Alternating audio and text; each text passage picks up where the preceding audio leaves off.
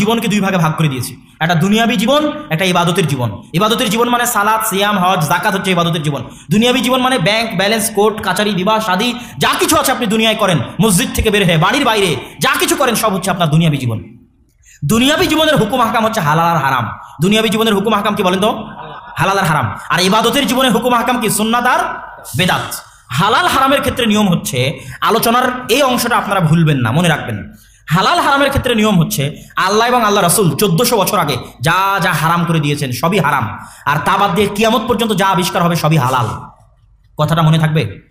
আল্লাহ এবং আল্লাহ রাসূল কি হারাম করেছেন? হুররিমাত আলাইকুমুল মাইতাতু ওয়াদ দামু ওয়া লাহমুল খিনজির, তোমাদের জন্য মৃত জিনিস হারাম, যে কোনো মৃত প্রাণী তোমাদের জন্য হারাম, যে কোনো রক্ত তোমাদের জন্য হারাম, শুকুরের গোশত তোমাদের জন্য হারাম। আল্লাহ হারাম করেছে 1400 বছর আগে। আল্লাহ রাসূল কি হারাম করেছে? জিনাব, দুই শিকার দাঁত আছে এরকম প্রাণীর গোশত খাওয়া তোমাদের জন্য হারাম। জি মিখলাব, থাবা দিয়ে ধরতে পারে, থাবা আছে এরকম প্রাণীর গোশত খাওয়া তোমাদের জন্য হারাম।